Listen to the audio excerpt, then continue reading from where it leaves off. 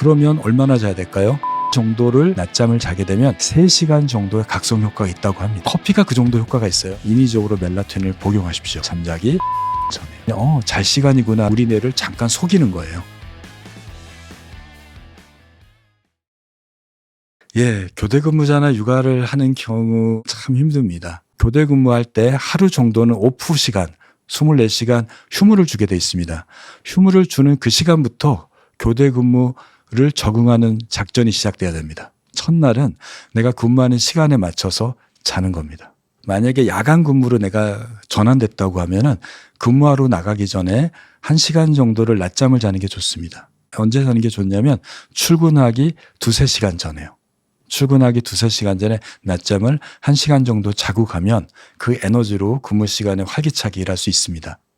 그리고 근무하다가 커피도 마셔도 돼요. 그리고 근무 환경은 굉장히 밝게 해줘야 돼요. 내 생체 시계는 꺼져 있는 상태에서 나는 일해야 되니까 생체 시계는 빛에 너무 민감하거든요.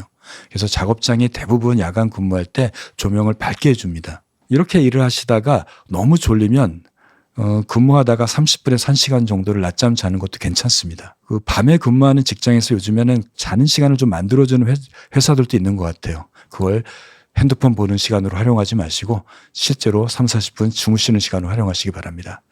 그리고 이제 근무가 끝나서 댁에 오실 때 빛을 좀 안 보는 게 좋습니다. 아침에 퇴근하고 집에 올 때 빛에 노출되게 되면 생체 시계가 여전히 활성화되거든요.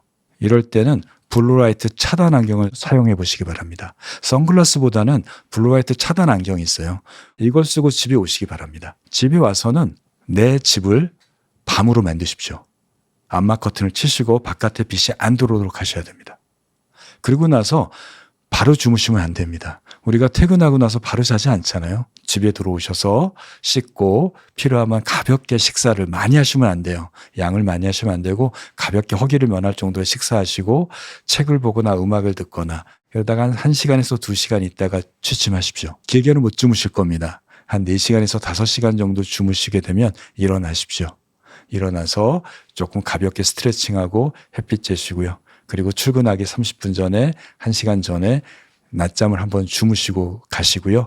그리고 하나의 좋은 팁은 멜라토닌하고 광치료기를 이용하는 겁니다. 출근할 때 5,000 룩스 정도 되는 밝은 빛을 내는 광치료기가 있어요. 출근하기 직전에 빛을 쬐게 되면 생체 리듬이 거기에 딱 맞춰지는 효과가 나타납니다.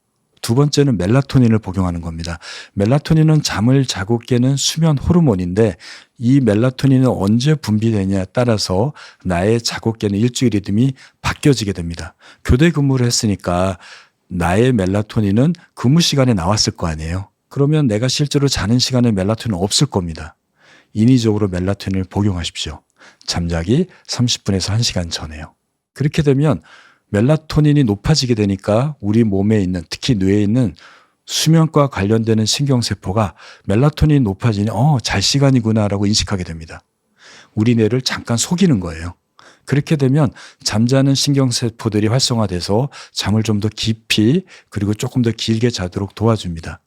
교대 근무가 바뀔 때 한 3일 정도 멜라토닌을 복용하시게 되면 아주 도움이 됩니다. 아이들은 신생아들의 경우는 거의 18시간을 자게 되고요. 조금 크게 되면 15시간도 줄게 되지만 문제는 18시간을 내리자는 게 아니잖아요. 먹고 자고 이런 겁니다. 기껏 잡았자 2-3시간 자는 거거든요. 왜냐하면 만 6세 되기 전에는 생체 시계가 만들어지지 않습니다. 그러니까 자고 깨는 리듬이 없어요. 그리고 아이들은 하루하루 다르게 크잖아요. 이 큰다는 건 뭐죠? 에너지를 엄청 쓰고 있다는 얘기예요. 에너지를 썼으니까 몸에 졸음 물질이 쌓여요. 깨어나서 먹고 에너지를 쓰면서 막 에너지를 쓰게 되니까 피로해져요. 그러면 자는 거예요. 우리가 피곤하면 자는 거하고 똑같은 과정입니다. 그리고 자서 또 금방 충전이 돼요. 또 일어나서 에너지를 막 쓰고 자고. 그러니까 2-3시간마다 먹고 자고 깨는 거죠. 이렇게 되기 때문에 우선 낮에 아이가 잘 때 같이 자는 겁니다. 아이의 리듬으로 맞추는 수밖에 없어요. 그래서 너무 피곤할 때 우리가 낮잠 자는 것처럼 이럴 때는 아이가 잘 때 조금 자야 돼요. 잠을 못 자면 우울증이나 불안장애도 너무 심해지는데 이러한 감정의 변화는 아이한테도 투영될 수도 있고 가정에서도 불화가로 연결될 수도 있기 때문에 육아는 가족들이 그리고 사회가 돌봐야 된다고 생각합니다. 뭐 교대 근무자나 정말 밤샘으로 작업했던 분들의 경우는 낮잠은 좀 길게 자도 괜찮습니다. 낮에 한두 시간 정도의 낮잠은 교대 근무자나 밤샘 했을 때는 저희가 추천합니다. 너무 피곤하니까요. 그런데 대략 한 4시간에서 한 6시간 정도 자거나 또 불면증이 있는 분들은 낮잠을 너무 길게 자면 도리어 밤잠이 나빠질 수 있습니다. 최적의 낮잠, 밤에 영향을 주지 않고 낮에 피곤함을 해결할 수 있는 낮잠은 30분 이내입니다. 왜 30분이냐면요. 우리가 잠을 들면 얕은 잠, 깊은 잠으로 넘어가는 그 시간이 깊은 잠으로 들어가는 데까지가 30분이거든요. 30분이 넘어가게 되면 깊은 잠으로 들어가게 돼요. 낮에요. 그러면 깨어나기가 되게 어렵습니다. 우리가 평소에 잠을 좀 길게 잤다가 깨어났는데, 억지로 깨어났는데 머리가 띵하고 멍하고 개운치도 않고 이런 경험 하잖아요. 그게 한 2-3시간 갑니다. 이거를 수면 관성이라고 얘기합니다. 바로 깊은 잠을 잤을 때 깨어났기 때문에 나타나는 겁니다. 그리고 이렇게 깊은 잠을 낮에 자버리면 밤에 깊은 잠이 없어집니다. 수면의 질이 얕아지고 수면 시간이 짧아지게 되고 그로 인해서 생체 리듬은 다시 망가지게 됩니다. 그러면 얼마나 자야 될까요? 바로 20-30분입니다. 20-30분 정도를 낮잠을 자게 되면 3시간 정도의 각성 효과가 있다고 합니다. 커피가 그 정도 효과가 있어요. 대신에 이러한 20-30분 또 오후 2시 이전에 끝내시는 게 가장 좋습니다. 예, 그거는 조금 와전되거나 오해가 있을 수 있는 일입니다. 성장 호르몬을 얘기하시는 것 같아요. 특히 아이들 키우는 어머니들은 아이가 키가 크기를 바라기 때문에 12시에서 새벽 2시까지 성장 호르몬이 많이 나온다라는 얘기를 믿고 계시는 것 같습니다. 사실이 아닙니다. 내가 10시에 자면 10시부터 새벽 1시, 한 3시간 사이에 나와요. 잠드는 시간으로부터 3시간 동안이 깊은 잠이 들거든요. 우리가 수면 사이클은 얕은 잠, 깊은 잠, 꿈잠이 한 사이클로 90분이고 이 2사이클 동안에 깊은 잠이 다 나옵니다. 3번째 사이클로 들어가면 깊은 잠이 안 나와요. 그런데 성장 호르몬은 이 깊은 잠 동안에 분비가 되는 호르몬입니다. 그러니까 12시에 주무시게 되면 12시부터 새벽 3시까지 나오는 거죠.